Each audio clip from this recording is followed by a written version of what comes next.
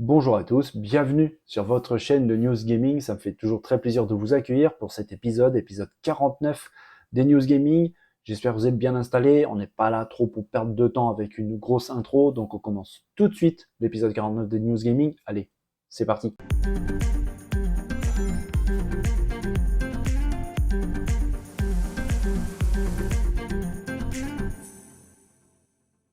Les amis, j'ai envie de revenir un petit peu sur ce qui se passe en ce moment chez Xbox. Alors, j'ai déjà fait une petite news sur la vidéo d'hier, sur le patron, Phil Spencer, avec un petit peu de ses déclarations. J'ai vu aujourd'hui pas mal de notifications popper sur mon téléphone, sur beaucoup de vidéos qui en parlent, vraiment.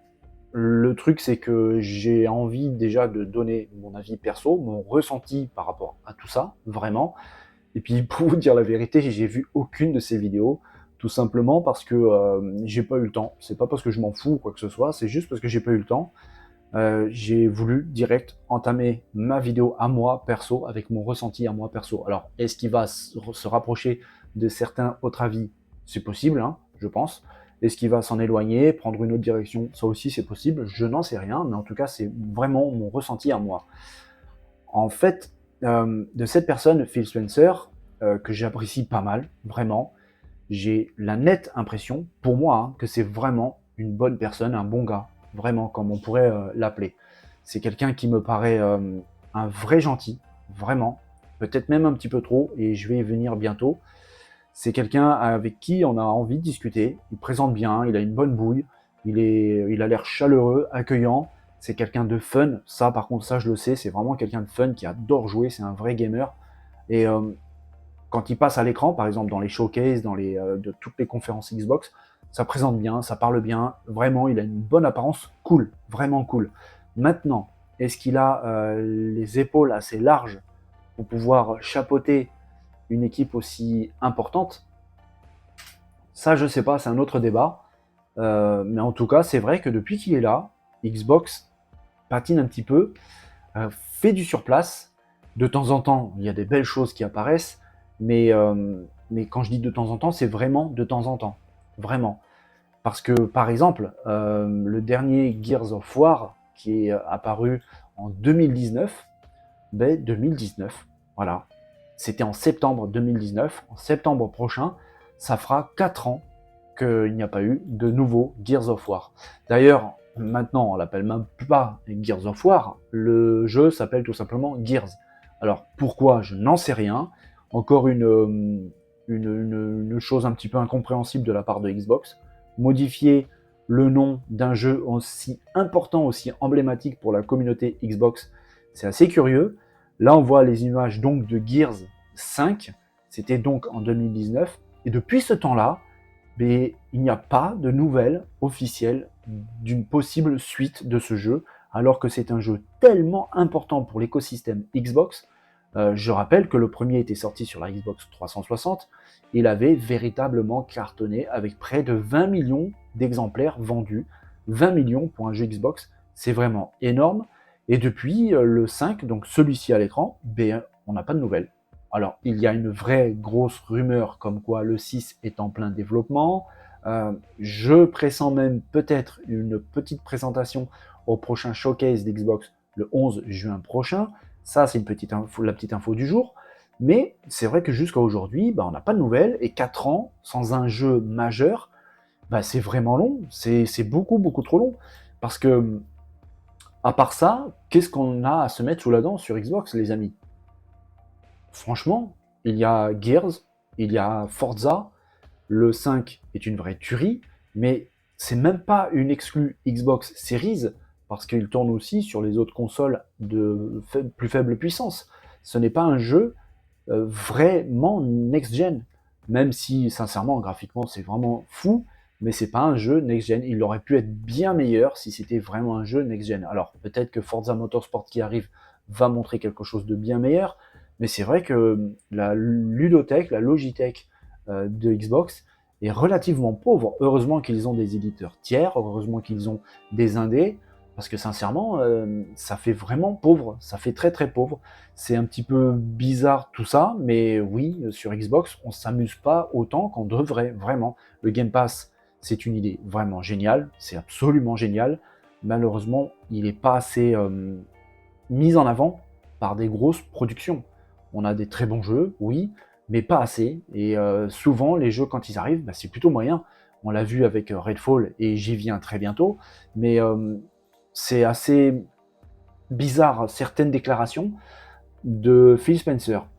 Je vous avais dit hier qu'il était déçu, vraiment déçu de savoir que la communauté Xbox était vraiment déçue du jeu, et même déçu de la marque, et qui perdait confiance envers la marque Xbox.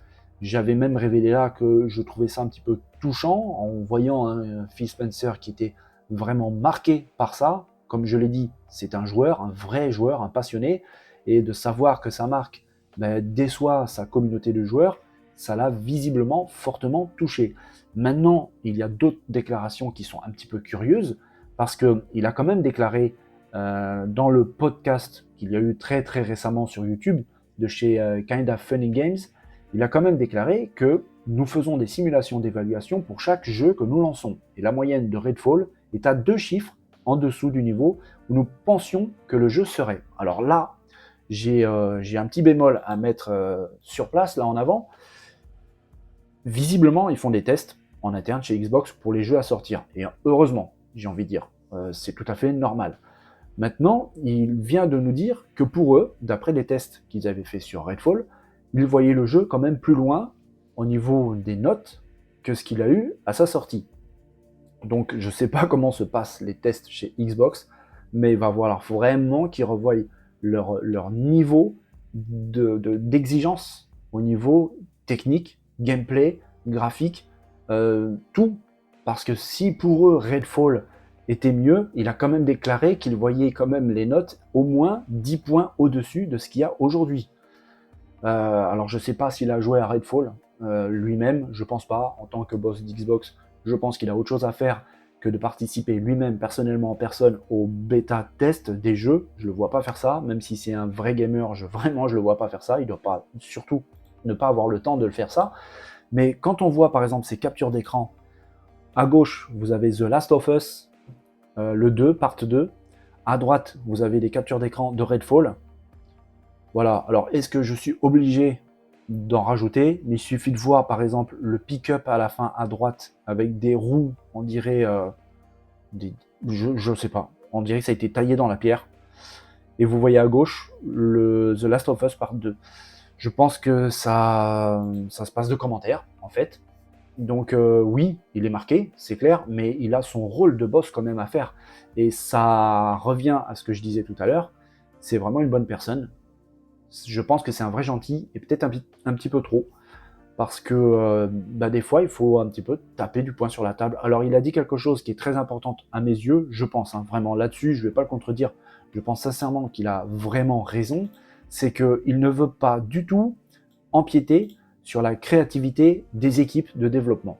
Et ça, c'est vraiment un très bel état d'esprit, parce qu'il n'y a rien de pire pour une personne créative d'être bridée dans la création. C'est horrible, c'est vraiment horrible. Ne pas pouvoir laisser exprimer ses idées, il n'y a rien de pire pour quelqu'un de créatif. Et dans le domaine du jeu vidéo, c'est vraiment un frein énorme pour pouvoir développer des jeux dans des bonnes conditions. Ça, c'est une chose. Mais j'ai envie de dire à monsieur Spencer que la créativité ne doit pas empiéter sur la qualité du jeu. Quand on voit cette sortie de Redfall, c'est une catastrophe. Et j'ai pas eu souvenir d'avoir lu quelque part, d'avoir entendu quelque part, que les équipes d'Arkane Studio, qui ont quand même fait Dishonored par exemple, qui était vraiment génial, ont eu une quelconque manque de temps ou de créativité pour ce Redfall. Quand il a été présenté, tout le monde disait qu'il allait être génial, que le jeu allait être complètement dingo, enfin un triple A sur Xbox, en plus d'un studio interne qui venait d'être racheté, qui appartient à Bethesda par Xbox. Donc on attendait vraiment énormément de ce jeu. Et pourtant, c'est une véritable catastrophe. Alors je sais que les équipes sont en train de travailler actuellement très fort pour pouvoir proposer un patch pour mettre le jeu en 60 fps, mais déjà rien que là, déjà c'est complètement absurde. Mais il y a des périodes qui sont très néfastes pour les développeurs, c'est la fameuse période du crunch. cette période où les développeurs sont vraiment poussés à leur maximum, avec vraiment un stress très intense, pour pouvoir sortir le jeu, quoi qu'il en coûte, à la date fixée par l'éditeur.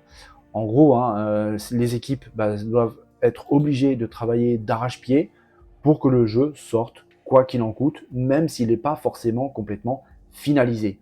Et on se rappelle, avec vraiment un très mauvais souvenir, par exemple la sortie de Cyberpunk 2077, par l'éditeur qui est très très bon CD Projekt, qui a été une catastrophe. La sortie de ce jeu était une catastrophe. Tout ça à cause de cette période de crunch. En gros, l'éditeur pousse derrière, les actionnaires poussent derrière, et cette fameuse créativité ou envie de bien faire, en gros, elle est supplantée tout simplement par l'argent, hein, tout simplement. On va le dire comme les choses comme elles sont. C'est l'argent derrière qui pousse, et au final, c'est le jeu derrière qui en pâtit. On l'a vu aussi peut-être là maintenant avec Redfall. J'ai pas l'impression que ce soit le cas parce que j'ai pas entendu parler de crunch ou de période vraiment intense où il fallait sortir le jeu quoi qu'il en coûte. J'avais même dit d'ailleurs que j'avais vu quelque part un leaker qui avait dit que Redfall n'a pas pu bénéficier d'une période un peu plus longue pour pouvoir l'améliorer, chose que Starfield visiblement a eu. Alors maintenant, on espère que Starfield n'aura pas le même destin que ce pauvre Redfall. Le souci, c'est que Phil Spencer, le boss de Xbox, a quand même déclaré que ce n'est pas Starfield qui va sauver Xbox. J'ai envie de dire, bah oui, mais ça on le sait, hein. C'est limite trop tard. Parce que même si Starfield est excellent, il l'a même déclaré lui-même, même si Starfield obtient une note de 11 sur 10, c'est pas ça qui va sauver Xbox. C'est pas ça qui va faire en sorte que les gens vont laisser une PS5 pour acheter une Xbox. Le jeu, j'espère en tout cas, va vraiment être bon, très très bon. Je l'espère sincèrement, parce que derrière c'est Bethesda, derrière c'est Xbox. Enfin, un gros triple A qu'on attend réellement. Et si vraiment il déçoit, ça va être vraiment très mauvais pour Xbox, très mauvais pour Phil Spencer. C'est dommage pour lui parce que, comme je disais, c'est vraiment, en tout cas, j'ai l'impression, une bonne personne. Maintenant, est-ce qu'il a les épaules et l'énergie, le caractère vraiment, pas pour mettre la pression sur ses équipes, c'est pas ce qu'il faut faire, mais revoir des jugements sur, pendant le développement du jeu. Voilà, ça va, impeccable, ça va pas, on travaille dessus, on l'améliore. Je pense que c'est quelqu'un qui a accès à tout type d'informations, il voit ce que fait la concurrence, ça doit lui faire bizarre quand même de voir ce que fait par exemple Sony avec la PS5, certains jeux, quand on voit par exemple Final Fantasy XVI qui arrive bientôt, même si on peut avoir un avis un petit peu partagé au niveau des combats qui peuvent paraître un petit peu brouillons, le jeu est une tuerie graphiquement, c'est une dinguerie, mais vraiment, il est, en tout cas avec les premiers screens, c'est vraiment splendide. Et quand on voit ce que vient de sortir Xbox avec ce Redfall, ça fait vraiment, mais vraiment peur, c'est juste pas possible de faire ça. Donc j'ai beaucoup de peine pour ce monsieur en fait, réellement, vraiment, j'ai vraiment de la peine pour lui, parce que il est là depuis longtemps, parce que on le connaît, parce que tout va bien, il présente bien comme je disais, mais c'est vrai que à part quelques pépites qui apparaissent comme ça sur le Game Pass, comme Hi-Fi Rush par exemple, qui a été vraiment un très gros succès, High Life aussi, qui a été un gros succès, mais c'est pauvre, c'est vraiment très très pauvre. On se souvient de la présentation au moment où le jeu allait sortir de Halo Infinite, qui a été une catastrophe, un jeu qui était censé prouver, montrer la supériorité de la Xbox Series X, qui était imprimé sur les boîtes de la Xbox. Un jeu first party hyper important pour la société, pour Xbox, pour Microsoft. C'était une catastrophe. Le jeu est reparti en développement pendant plus d'un an, et en fait, c'était pas top. Franchement, c'était pas top. Donc oui, il va falloir vraiment que l'entreprise revoie vraiment leurs objectifs au niveau de la finition des jeux, sincèrement, parce que le contrôle qualité, ça va pas du tout. Sincèrement, ça va pas du tout. Un jeu comme Redfall n'aurait jamais dû sortir dans l'état actuel des choses. On voit que tous les jeux quand ils sortent, il faut faire aussi des téléchargements de patch Day One. Par exemple, Star Wars Jedi Survivor vient juste de sortir. J'en avais parlé sur la chaîne, à télécharger 150 Go, même si vous l'aviez acheté en physique. Il avait des problèmes. Sincèrement, il avait des problèmes sur PC, notamment sur PS5, des gros problèmes. Et les équipes ont travaillé d'arrache-pied pour proposer très vite des patchs à télécharger. Alors, encore du téléchargement pour améliorer le jeu, donc ça se voit un petit peu partout. Là, ça se voit encore sur Redfall. Le problème, c'est que Redfall est un des premiers jeux très attendu depuis longtemps, très longtemps sur PS5. Il y a Jedi Survivor, mais avant, il y avait Horizon, il y avait God of War. Bref, les joueurs ont de quoi manger, alors que sur Xbox, c'est un petit peu la disette. Et quand quelque chose sort, c'est pas si terrible que ça, voire même carrément nul. Donc, va falloir vraiment se ressaisir. Je sais pas si Phil Spencer, vraiment, hein, je sais pas s'il va rester très longtemps encore boss de Xbox, ou alors il pourrait rester en charge de la tête de Xbox, mais avoir quelqu'un proche de lui qui chapeaute vraiment les équipes techniques au niveau de la finition des jeux et empêcher que des trucs comme ça sortent. C'est pas possible. C'est pas possible parce que Xbox a besoin vraiment de grosses munitions. Peut-être pas pour rattraper PlayStation, je pense que c'est pas possible. Mais au moins, continuer le rythme et ne pas décevoir sa communauté, ses fans, tout simplement. Bon, et bien pendant que c'est vraiment la soupe à la grimace chez Xbox, on vient juste de le voir, chez son concurrent direct, PlayStation, ça n'a rien à voir, hein. Ça se passe bien, voire même très très bien. La pénurie des composants, par exemple, c'est de l'histoire ancienne, c'est un mauvais souvenir. La production de la PS5 a repris une cadence normale, ça se passe bien. La diffusion de cette PS5 se passe bien, voire même très très bien. Le PSVR 2, qui a eu apparemment sur Internet un début difficile, ça allait être un flop. Moi, personnellement, je pense que ça se passe très très bien. Ça va même beaucoup mieux se passer très très prochainement avec une possibilité d'acheter le PSVR 2 absolument partout. Du coup, il va se vendre beaucoup plus, beaucoup mieux. Et j'ai l'impression aussi, je pense, hein, à mon humble avis, qu'il va même booster encore plus les ventes de la PS5 comme si elle en avait besoin. Les jeux sortent, ce sont tous quasiment des gros hits. Ça se passe vraiment bien pour la PS5. Je vous dis très régulièrement qu'il y a une grosse conférence en préparation chez PlayStation. Cette conférence devrait peut-être même avoir lieu ce mois-ci, le mois de mai, très probablement vers la fin du mois de mai. Et ce showcase, je l'ai dit très souvent sur la chaîne, s'annonce vraiment, vraiment colossal. Alors, pour étayer un petit peu ça, il y a un leaker qui a tout simplement déclaré: pour être clair, je ne sais pas quels sont les plans exacts de Sony en ce qui concerne un showcase ou des state of play et tout le reste, mais je sais qu'un grand nombre d'équipes en sont à un stade où les choses sont certainement prêtes à être montrées. C'est excitant. Oui, j'avais vu cette rumeur aussi. La même chose un petit peu, c'est que les développeurs tiers ou internes de Sony ont tellement bien avancé au développement de leur jeu qu'ils en sont au point de pouvoir tous, ou quasiment tous, montrer, présenter quelque chose de vraiment plus que correct à la communauté de fans PlayStation et à tous les passionnés de jeux vidéo. Je vous avais dit que ce showcase de Sony s'annonce vraiment énorme. Pour l'instant, je ne sais pas, et personne d'ailleurs ne connaît la date de ce showcase, sauf bien sûr en interne chez Sony, mais sincèrement, je pense qu'il va être vraiment impressionnant, ça va être colossal avec beaucoup de jeux. Pour l'instant, on ne sait pas encore quels sont ces jeux. Alors on sait très bien qu'il devrait y avoir du Spider-Man 2 qui est vraiment très attendu, sincèrement. Il devrait y avoir aussi possiblement le jeu Wolverine, qui je pense va être vraiment bien. J'en ai parlé souvent sur la chaîne, il y a le remake de Silent Hill 2 en préparation.